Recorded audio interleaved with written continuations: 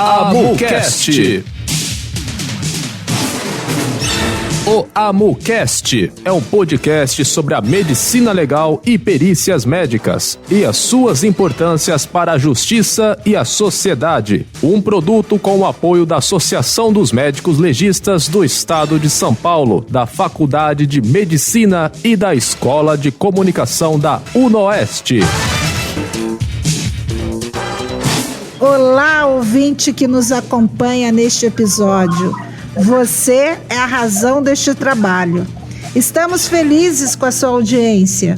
O Projeto AMU, a Medicina Legal e a Universidade, reúne sempre grandes nomes e importantes temas. Hoje falamos com o professor Dr. Ivan Diebe Miziara, falando sobre o Instituto Oscar Freire. Que alegria tê-lo conosco, professor. Você poderia se apresentar ao nosso ouvinte, por favor? Bom dia a todos. Eu tenho 32 anos e me aposentei de médico legista. Fui diretor-geral do Instituto Médico Legal, superintendente de Polícia Técnico-Científica. Sou professor titular de Medicina Legal, Bioética e Medicina do Trabalho da Faculdade de Medicina da Universidade de São Paulo. E eu acho que já é o suficiente, né? Puxa! Não dá nem para respirar com um currículo tão extenso e tão poderoso. Bem, professor, quem foi Oscar Freire? Oscar Freire, na minha opinião, foi o inventor da medicina legal brasileira. E vou dizer por quê. Veja, a primeira cadeira de medicina legal no Brasil foi na primeira escola médica do Brasil, a Escola Médica da Bahia, da Universidade, que hoje é da Universidade Federal da Bahia, isso em 1824, se não me engano. Nina Rodrigues, que não era médico legista, era um psiquiatra maranhense e um antropólogo, que criou a primeira cátedra de medicina legal do Brasil. Veja, Nina Rodrigues formou dois discípulos, Oscar Freire e Afrânio Peixoto. Oscar Freire teve toda a sua formação na Bahia, aluno brilhante, e, como discípulo de Nina Rodrigues, ele fundou o Instituto Médico Legal da Bahia, Instituto Médico Legal que hoje se chama Instituto Médico, já se chamava naquela época Instituto Médico Legal Nina Rodrigues, e desde aquela época Oscar Freire tinha uma visão muito própria de como deveria ser feita a medicina legal no Brasil. Ele dizia que a medicina legal não podia se desatrelar da universidade, ela deveria estar ligada à universidade. Oscar Freire, de formação francesa, quando Arnaldo Vieira de Carvalho, Nina Rodrigues já tinha morrido, ele já era professor titular da Universidade Federal da Bahia. Quando Arnaldo Vieira de Carvalho resolveu fundar, com o apoio da Fundação Rockefeller, a Faculdade de Medicina, que hoje é a Faculdade de Medicina da Universidade de São Paulo, chamou Oscar Freire para vir trabalhar aqui. Oscar Freire, como eu já disse, ele fundou o Instituto Médico Legal da Bahia. Ele tinha uma visão administrativa muito própria. E, ao chegar aqui em São Paulo, ele construiu, obviamente, com o dinheiro dado por Arnaldo Vieira de Carvalho, ele construiu o primeiro prédio desta Faculdade de Medicina. A Faculdade de Medicina da Universidade de São Paulo tem o seu primeiro prédio no Instituto Oscar Freire. Que interessante! Que realizava autópsias médico-legais, certo? No subsolo do Instituto Oscar Freire, até quando houve a fundação do Instituto Médico Legal daqui de São Paulo, do Gabinete Médico Legal à época, e Oscar Freire trouxe toda esta visão universitária para a medicina legal. Ele não concebia a medicina legal longe da universidade, longe da produção de conhecimentos. Publicou inúmeros trabalhos, formou inúmeros discípulos, e dentre esses discípulos que Oscar Freire criou, o principal deles, Flamínio Fávero, que é o maior doutrinador da medicina legal brasileira, construiu a doutrina da medicina legal brasileira em termos teóricos e até depois se tornou diretor daqui da universidade, o primeiro presidente do CRM, enfim, era um sujeito fantástico, não é? Com uma visão médico-legal e ética super, super importante. Daí a noção de que este indivíduo que formou todo este aparato universitário, Oscar Freire, é um inventor da medicina legal no Brasil, como ela depois acabou se dissociando um pouco da universidade, certo? Mas ainda assim continua sendo uma pedra fundamental no ensino acadêmico da medicina para os nossos alunos. Acho que é mais ou menos isso. É uma história muito importante que eu garanto que muita gente não conhece, né, doutor? Eu acho que não. Muita gente não conhece. Muita gente conhece Oscar Freire por nome de rua chique aqui em São Paulo. Mas, enfim, ele é o sujeito que construiu toda essa história, toda essa trajetória. E como é bom resgatar essa história. Muito peculiar. Ele era diretor do Instituto Médico Legal Nina Rodrigues na Bahia e, por exemplo, ele acompanhava no seu carro, a história demonstra, no seu carrinho, ele ia com o seu próprio carro acompanhar a recolha de corpos, fazer a perinecroscopia, criando toda uma tradição médico-legal que muito pouca gente conhece e que precisa ser lembrada. Porque muitos falam de Nina Rodrigues. Nina Rodrigues fez a primeira cátedra, mas aí se a gente for falar sobre quem fez a primeira cátedra, e Nina Rodrigues era um lombrosiano, não é, com ideias que hoje são totalmente ultrapassadas, a ideia do criminoso nato, enfim, ideias ultrapassadas, racistas, de cunho racista. Foi um antropólogo que tinha uma visão, e essa visão ele passou para Oscar Freire, que nós deveríamos produzir conhecimento baseado na população brasileira. E foi isso que Oscar Freire fez, não é? Produzindo conhecimento baseado na nossa população. Sim. E o senhor poderia nos contar, por exemplo, os principais objetivos do Instituto Oscar Freire? Hoje ou à época? Agora.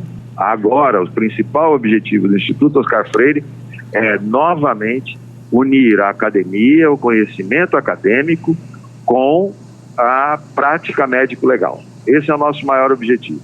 Aqui foi feita a primeira residência médica em medicina legal.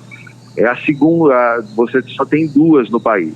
A primeira, que é a nossa, e a segunda, que está no Ceará. Né? Tem uma residência no Rio Grande do Sul, mas é uma residência multidisciplinar que não é especificamente para a medicina legal.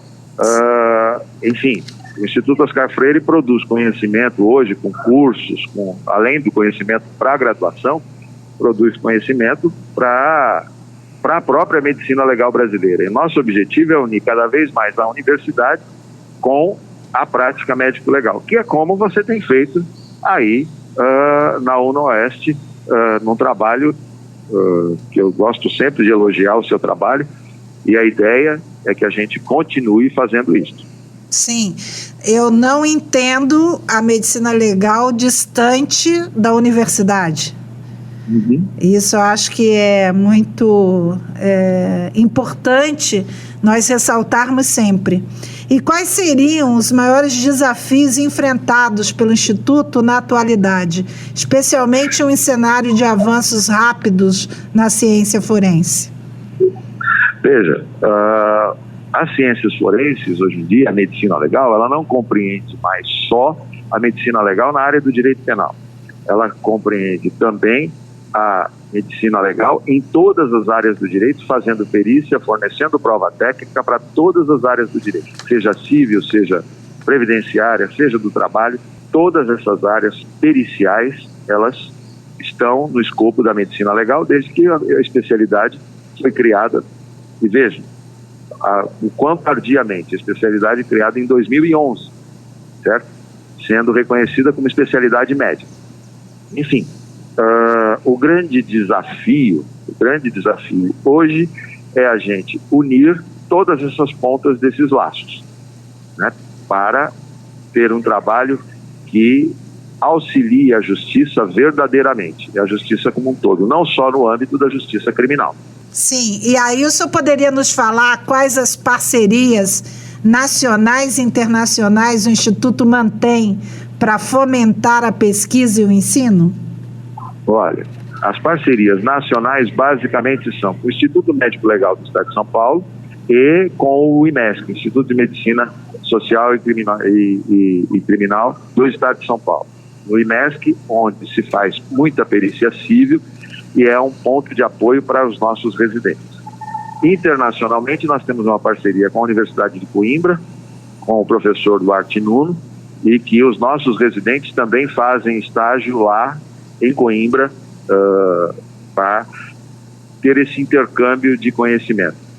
E internamente, aqui dentro da Faculdade de Medicina da Universidade de São Paulo, temos uma parceria muito importante com o Departamento de Patologia, que é um departamento tecnologicamente muito bem aparelhado, tem uma unidade que se chama PISA, onde se faz necrópsia minimamente invasiva, tem até uma ressonância de 7 Tesla aqui no Departamento de Patologia, e onde os nossos residentes também passam e adquirem conhecimento. Até o senhor tem um trabalho de perto com o professor Saldiva, nosso querido. Exatamente. Saldiva.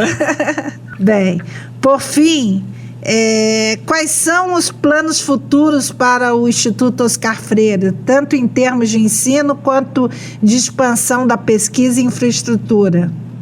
Veja, em termos de ensino, os planos futuros são, primeiro, manter a graduação em alto nível, como é feita aqui, porque há uma espécie de um movimento querendo tornar, não aqui na Faculdade de Medicina da USP, mas a gente sabe que no Brasil isso tem acontecido, tornar a medicina legal como uma disciplina opcional, que é o que eu considero um verdadeiro absurdo. Temos uma parceria com a Faculdade de Direito do Largo de São Francisco, justamente, que também tem a sua cadeira de medicina legal, justamente para manter forte este vínculo e esta correlação no ensino da graduação.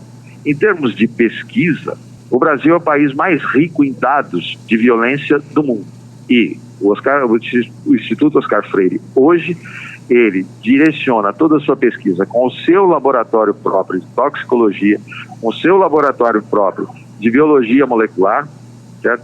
Direciona toda a sua pesquisa para o estudo da violência no nosso país. Tanto que estamos criando agora, dentro do Instituto Oscar Freire, o Observatório Brasileiro de Violência para monitorar esses dados e fornecer matéria para produção de conhecimento. Muito interessante. Professor, que pena ter que parar de falar com você devido a gente ter estourado o nosso horário. A gente começa a conversar e são tantas informações que eu tenho certeza que o ouvinte queria te ouvir mais, mas a gente tem a limitação do tempo. Então, eu queria terminar essa nossa conversa te pedindo qual conselho você daria aos estudantes e os jovens profissionais que desejam seguir a carreira em medicina legal e ciências forenses, até porque a sua vasta experiência te dá uma condição essencial para dar esses conselhos aos nossos futuros profissionais.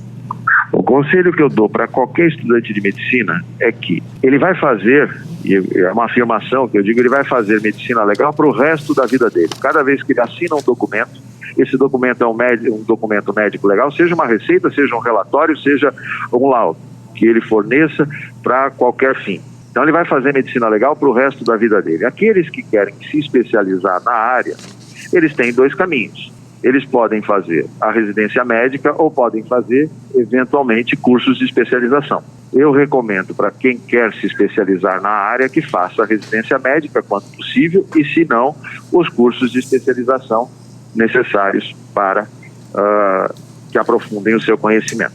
Eu queria te agradecer enormemente a oportunidade de falar para todos esses futuros especialistas na nossa área. Doutor Ivan Diebe Miziara, muitíssimo obrigado. Foi ótimo conversar com você. Tenho certeza que todos os ouvintes aproveitaram muitíssimo todas as informações. Até eu não conhecia tão profundamente tudo que você informou para nós. E agradecer também o nosso técnico, Del, que sempre está aqui ao lado, né? Até a gente precisa dele, eu não consigo fazer nada sem a presença do Del aqui. Agradecer o ouvinte, principalmente neste episódio, agradecê-lo e convidá-lo para o próximo episódio. Não esqueça de deixar um like e se inscrever no nosso canal. Muito obrigado, até uma próxima vez. Até a próxima, muito obrigado. Tchau, tchau. AmuCast. O AmuCast é um podcast sobre a medicina legal e perícias médicas e as suas importâncias para a justiça e a sociedade. Um produto com o apoio da Associação dos Médicos Legistas do Estado de São Paulo, da Faculdade de Medicina e da Escola de Comunicação da UNOeste.